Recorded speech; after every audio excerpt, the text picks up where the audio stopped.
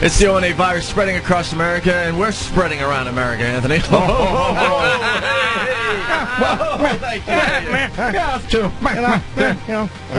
We're live in Washington, D.C. at the XM compound. Jimmy, by the way, first time here, Anthony and I, we were just talking about this. It was almost a year ago that we started really taking the whole, I think we're going to satellite radio thing seriously, and we were down here for the first time last April, I guess? Yeah.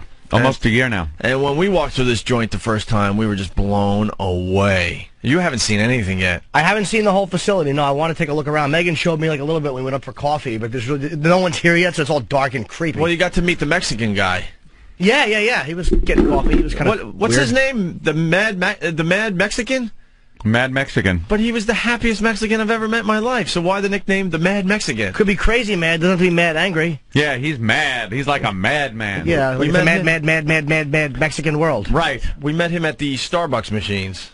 Really? Oh, you didn't go upstairs? No, I didn't go upstairs. Starbucks coffee whenever you want. Just waiting to be brewed to your pleasure. And the Mad Mexican was there because he gets into work early and getting ready for his Xenorific Mexican show. Did he have a sombrero on, shooting 6 guns in the air? I picture that, like, yeah! Why not? What does the Mad Mexican do? And why isn't he on the program, Ben? He picks coffee beans. Huh?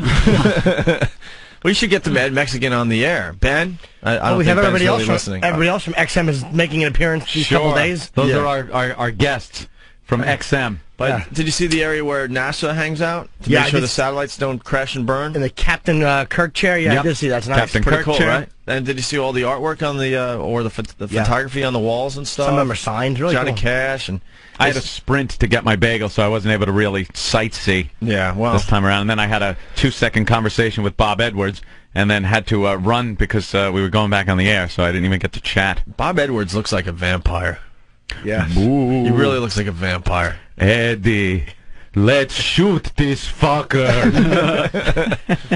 I guess you'll go on like the 2-hour tour later today. Yeah, but we'll do it in 20 minutes. I don't do 2-hour tours of anything. This place is massive. You're just going to be blown away. But anyway. I want to see the basement, too, all the guys that do all the technical stuff. Oh, yeah. That's the good stuff. All right, definitely. In studio, we got Andy Gore, but real fast, because they were showing some footage on TV. How did the elections go in Iraq, Anthony? Oh, swimmingly. Yeah? Oh, ducky. Few people dead. No big deal, though. Yeah, they had a bigger voter turnout percentage-wise than the United States, is what they're saying. 75% really on average, and some of the places had a 95% turnout of voters, but who knows? That could be from a village with 8 people. But yeah, they're saying it went better than expected. There were some insurgent killings, but not as bad as they thought. 29 people killed, 71 injured. And wow, thank you CNN for putting that right in front of my face as we're talking about it. That never happens. But there seems to be a problem. A couple of people were killed after they left the polling place, because what they were doing was making you ink your finger after you vote, so you can't vote again. If you have ink on your finger, and apparently they don't wash over there, so it wouldn't wash off. Who was the dope that came up with that idea? I know. When they were trying to do this undercover. Well, it was a choice between that, or they were just going to spray paint a red and white concentric circles on your back and have you walk away that way. Or dotted lines around your neck, like perforated lines. What a what a dope. So yesterday, I guess 4 people that were leaving the polling places had ink on their fingers and were taken by insurgents and killed for voting. Any cooperation with the United States gets you killed over there.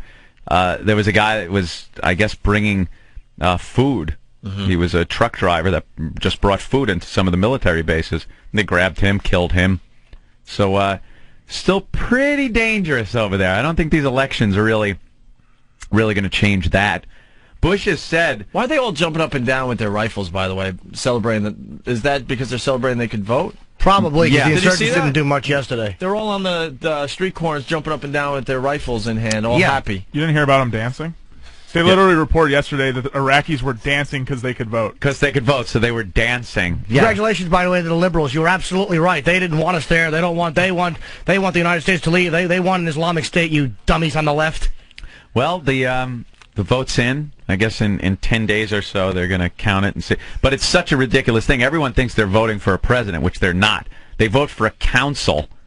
The council then appoints a president and I think 2 vice presidents. They keep them lined up because they just know, wow. we got to keep a bank of vice presidents because they just know what's going to happen to this keep president. One in the on-deck circle. Yeah. How funny would it be if they elected Hussein? The people love him. We love this guy. One in the bullpen warming up, getting ready to come in. But it was hundreds of groups that you would vote for, of these councils, that amounted to 19,000 candidates. Wow. 19,000 candidates. That none of them were, that are part of these whole groups that were in blocks being voted for.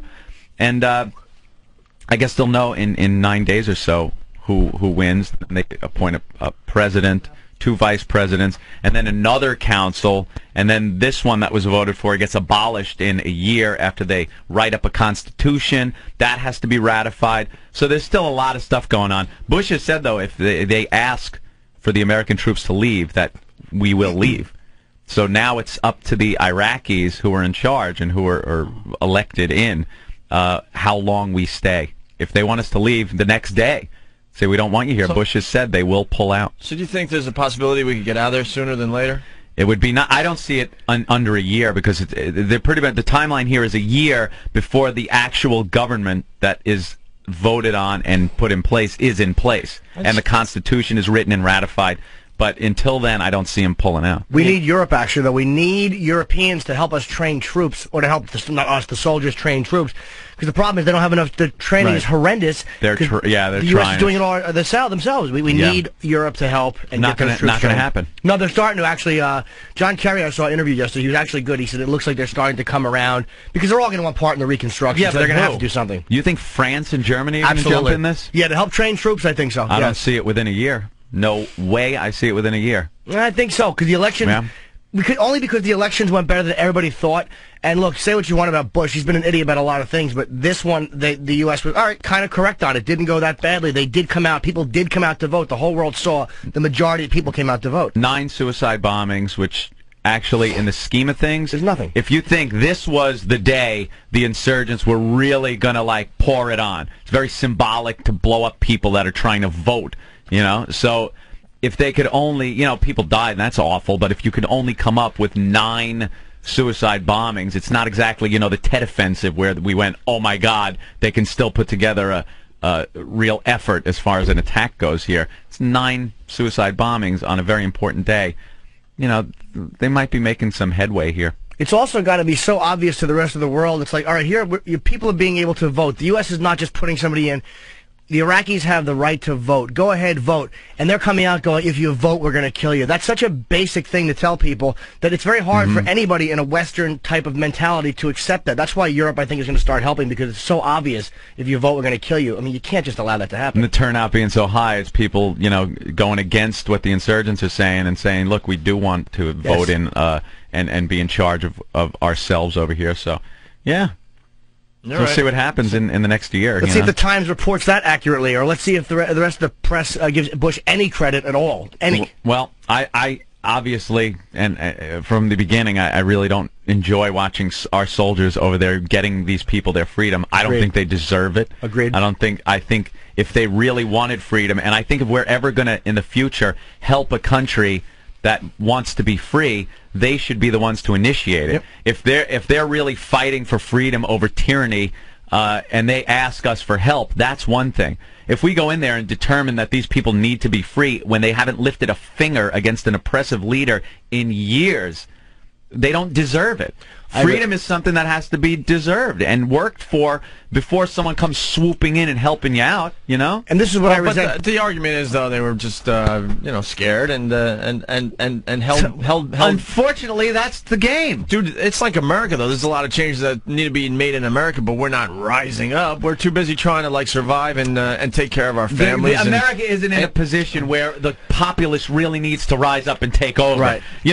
We got some unhappy people here over policy. But I'm but just saying we're not at the point where let's rise up and change. No, I understand, but I don't see many societies in this day and age like just rising up anymore. It's just you just don't see it. Well, it's the resentment they have towards the United States that makes me sick. Understandable, maybe they were all so beaten up and frightened, but this anger they have at our soldiers, even the people who are voting that they want us out, it's like you sheep were being slaughtered. Right. And all of a sudden you hate the U.S. military because we can't get the electricity? Well, sorry, tell your fellow citizens to stop sabotaging the fucking pipeline, the electricity and everything else we try to do. In the end, it still is going to come down to money, though, because, I mean, you're saying that, people need to ask or countries need to ask for help. Right. I mean, Taiwan's in that situation, and, with China and all that kind of stuff, and they've been asking for our help for a long time. We're backdooring the help a little bit, but we're still not going to jump on board because we don't want to piss off the PRC. Oh, yeah. It's, what it is, too? Yeah, money and politics. Yeah. You don't, there was no real bad move going into Iraq politically, exactly. Aside from the way we did it and getting in trouble with Germany and France. But, I mean,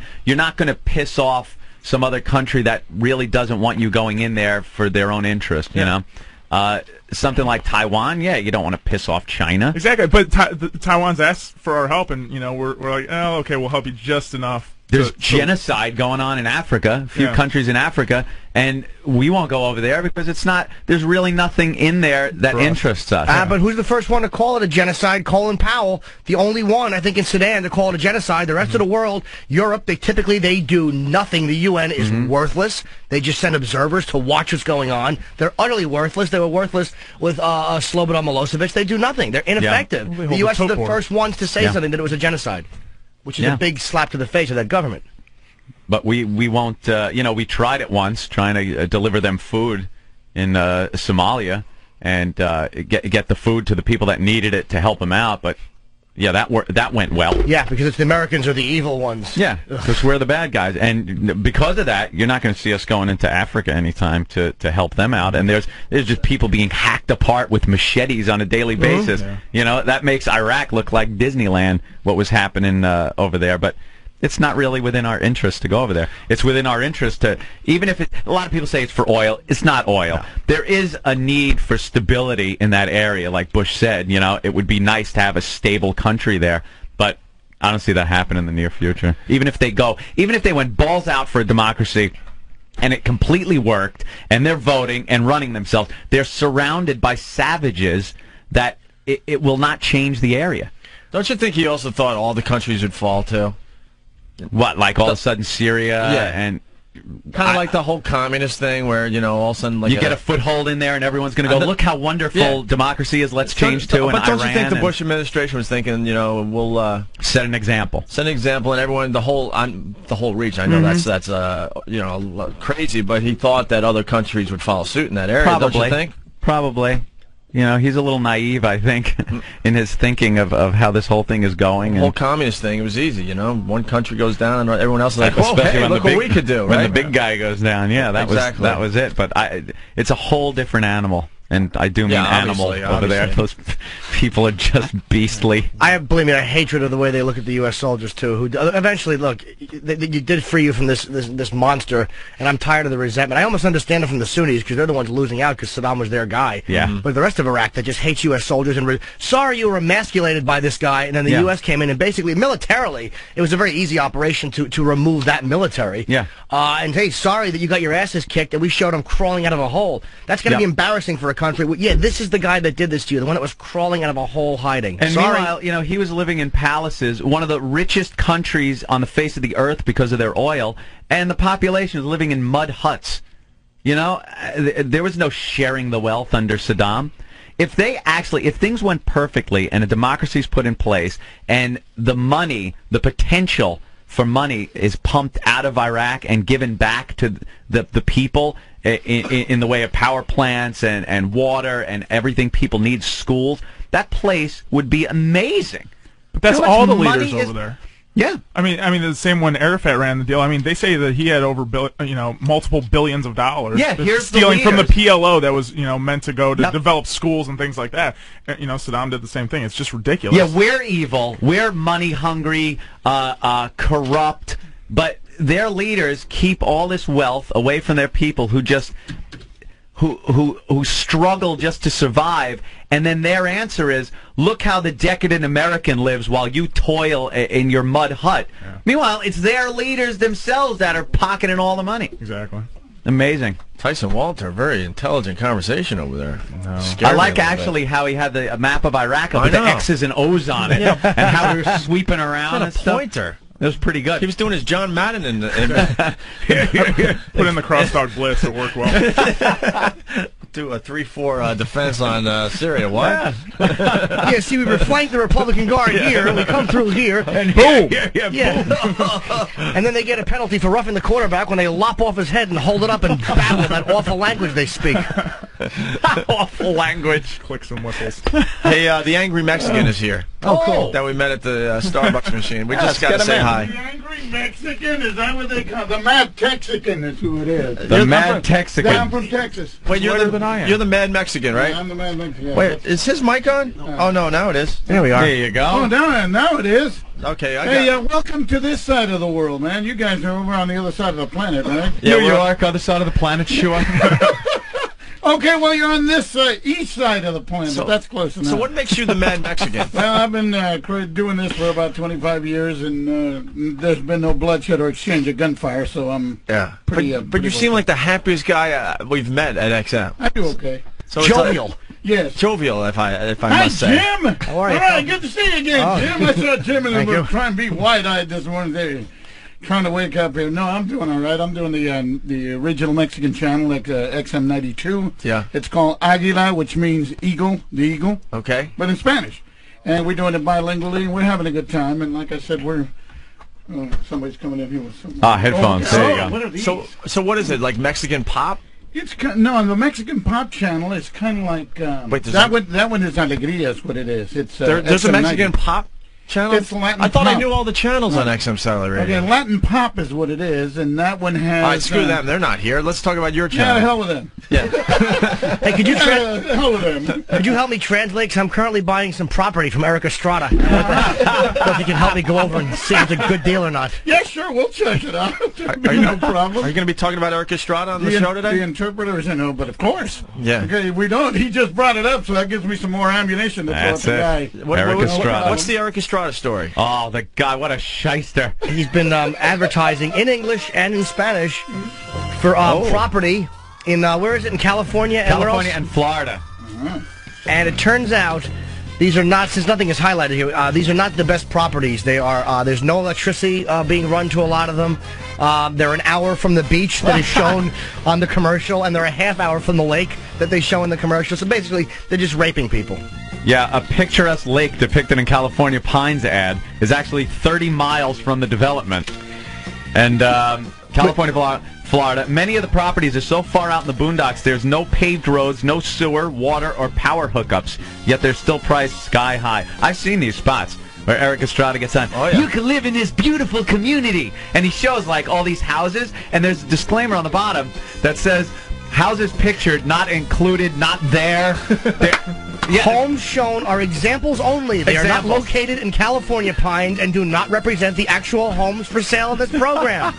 You're buying a lot. They showed beautiful beaches miles away from the property, which is actually in the high desert. Yeah. So you're moving, what you're buying is a lot, and it's presented as this wonderful community to raise a family. They show houses, schools. They show this picturesque suburban scene, and meanwhile, what you're getting is some out of a Roadrunner cartoon. You're getting a cactus and a rock. Is pretty much it. Home sandbox. Huh? A sandbox. A sandbox. School. Yeah. Essentially, that's basically what you get. But how do you show homes and then go, all right, these are for sale? Really? Well, not these, but these are homes. We just wanted to represent homes, so you didn't think there was going to be a bunch of gang members with their top button fixed. Buy these beautiful homes, homes not included. Yeah, 2 homes. Homes. And I won't be able to get my money back. No, we're stuck. They're saying these people. Well, we've been soaked. Again, you got to blame some of the people that are doing this. If you buy property just on a television commercial without actually going and saying, "Let me look at where this is staked off. Show me the property, exactly what it is." Buy the plane ticket, fly down there, and take a look at your investment, idiot. They're spending all kinds of money based on Eric Estrada going, hey, this is some great property. You jackass. You got to go to a professional. My guy, Ricky Roma, sold me a place. And, you know. I'm buying property from Punky Brewster, actually. She's got a good deal on a television commercial I saw. Man. Somebody stole all the good leads, though. I mean, I was going to get a good place, but somebody took all the Glengarry leads. Right on. Isn't that horrible? Stupid Eric Estrada. And they're standing by it. They're saying, no, it's fine. Some people think they're like the old-time hucksters who sold swampland in Florida, but actually they're careful to stay within the law. The old story, let the buyer beware. Well, exactly. They got the disclaimers during the commercial, so that's, you know, but even though it's in small print and all that, Caveat probably. emptor is flashing on the screen. Is that what it's doing? Yeah. They're not a good investment, and people are Scrolls shocked on the bottom. when they find out the annual taxes they have to pay on the land. And Max, why are you so happy, man? You really are happy. Hey, it's all the caffeine. I'm on a caffeine overload here. He's Anthony dancing on my lines like it's a Mexican hat. That's it. Bring it up there. Bring the sombrero down there. You really are like a Mexican Ben, just happy and laughing. He's gossiping. I do okay. You should have seen Tom Brady. So long as the badges work, that's all that matters, and I don't got to show you no stinking badges. Where's the car crash when we need it? He's a Mexican jumping bean over here. Yeah, somebody get a fire engine out here. Hose this man down. Ben, pull it out. Man, Max is very happy. Oh. We've been down here a bunch of times. I've never seen you pissed off. Anthony and I like being around other people that are just pissed off. Oh, I have my moments, but I don't have very many of No. them. I like to keep them away from here. I'm going to go out on a limb, but I think you like Chicago. Just a tad. That's the name of my dog as well, by the way. I named him after the group. So. Chicago? There's another, the lady that I brought the dog from, I told her, she goes, what are you going to name your dog? I said, I'm going to name him Chicago. And she says, that's cute. And she's telling everybody he's going to name his dog Chicago. When the hell did I say Chicago? Well, I never mentioned Chicago. Where's the R in that? Yeah. Come on. Yeah. I like Chicago. It's funny, man. Like I was gonna go out there one time and do a show, but it wound up getting rescheduled. Mm-hmm.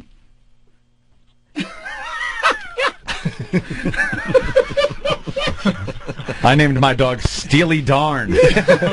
Mine is still Chicago. I've had him 5 years. That's the second Chicago I've had. Two Chicagos. Two Chicagos, hey! Hey, the first one I had to put down. He got sick on me, and I had to take him down. Sorry to hear that. Hey, I was judge, jury, and executioner. I put him down on the Ides of March, on March 15th. Wow. Stick a little knife in him, did you? Yeah, right. You and your buddies? That's what, occupational hazard. That happens. I didn't want to do it, but I've had the dog 5 years. He just had a birthday last week, January 25th. So 5 years old. Chicago's 5. So. Congratulations. So what do you do on your show? There it is. That's us. That's us. That's wonderful. Yeah. Well, we try to entertain the. What are they doing? I'm sorry, I can't dance to that. No? It's awfully loud. Yeah. It's certainly loud. Thank you. No, I can't. I'm going to be 54 years old this week. My dancing days are over. I say 54 years young. Yeah, you don't look a day over 52. Thank you, Jim. Very kind of you. I'm trying to figure out if he's retarded. Thank God he laughed at that. I don't know this guy. He's Max. I take my shots. I take my shots. I give them. I take them. Everything's fine. Sure. We've all seen the older retarded kid. You know, he's. What do you got planned It's for? beats me being on the street. What do you got planned for your show today? For today, well, we're going to talk about you guys. Really? Jim, sure. We're going to talk about Jim and Eric Estrada. And we're going to. Can we just walk the hallways and go on a bunch of radio stations? That'd be Sure, fun. go on out. They'd love to have us, I'm sure. This is a free country. We still don't know what you do. Do you like tell jokes? Or you just spin the tunes? I spin the tunes. I try to entertain these people and give them what they want. And Yeah. you know, sure. They give us a call. I had a lot of people call from Alaska for some reason. What do they ask for? What do they request? Fishermen. They've been asking for Banda Recodo and guys like Enrique Iglesias and you know, stuff like that. Sure. But from fishermen that are out fishing in Alaskan waters. And they've been calling out. I'm very amazed by that. I really am. Pretty cold, sure. I bet. All right, we got to get I'm really him. amazed. We got to get the Mad Mexican to do some promos for our show. You It'll know. be Oh, my yeah. pleasure. I assure you, gentlemen. All right. Thank you, sir. Thank you for coming in. I'm going to have Appreciate to it. settle up and ride. Right. Here he goes. There he is. Off into the sunset. Gentlemen, thanks for having me. Thank you. for coming in. Enjoy yourself. Chicago. All right, calm down. Jesus. Take care, buddy. Jim. Take There care, he buddy. goes. Take some Valium or something, will you? There he goes. Yeah, next time cut the Prozac in half. Oh, wait. Oh, jeez, nailed him. Quickly back to the Eric Estrada thing. Yeah. California minister Reverend Wills spent $25,000 on a lot in California Pines that would sell for $6,000 on the open market. And this girl Judy in New York City paid $24,300 for 2 lots in Lehigh Acres that has sold for just $5,000. Oh wow. It's like, what do you expect to happen when you're buying from this flunky actor? Yeah. And you get big, like, stuff that Trump didn't think of or other real estate moguls, but Estrada has his finger on the pulse. And Dummies. you're not checking it out. You're not going there and looking at the property. Who blows that much money on property and doesn't look at it? How do you not go there and take a walk around the block? Yeah. Let's see. Frieden, this guy Robert Frieden owns the company. Estrada's just a shill. Owns $4.3 million oceanfront house, $4.3 million oceanfront house in Laguna Beach, and admitted in a lawsuit the company earns profits of more than $500,000 a month. What a bunch of suckers out there, huh? Yep. That's amazing. I hear there's one born every minute. What are you gonna... Jaime's in the studio. Jaime. Yeah. Grab Andy's mic for 1 second. Yeah, what's up? What's the Mad Mexican all about? I have no idea. You work down here. Is he Yeah, like that all the time? I'm telling you, Ant and I have been down here 3 or 4 times, and I've never seen that guy mellower than. I mean, that's how he is all the I know. time. Oh, he's out of his mind. He is. The whole Matt truly- Mexican thing, I think it came out of, he was doing radio in Texas and got pulled off of the air a couple of times for doing crazy stuff like that. So Really? Yeah. Oh, we should ask him why did he got pulled off the air. Yeah. Then find out if it's a good That's story how to he bring him back inherited in the here. whole Matt Mexican thing. All right, cool. What time is Eric Logan getting here? We're getting a lot of requests on the instant feedback. Oh, really? Well, he's the big guest for today, Eric Logan. Started with the Mad Mexican, and we're gonna end with Elo. Wow. Man, this show is going Star-studded. places. Star-studded. Yeah, but they're not easy guests to get, though. I mean, you actually have to call and ask once. Call them directly. Yeah, hey, can you come on? Oh, yeah, what time? Right across the hall, idiot.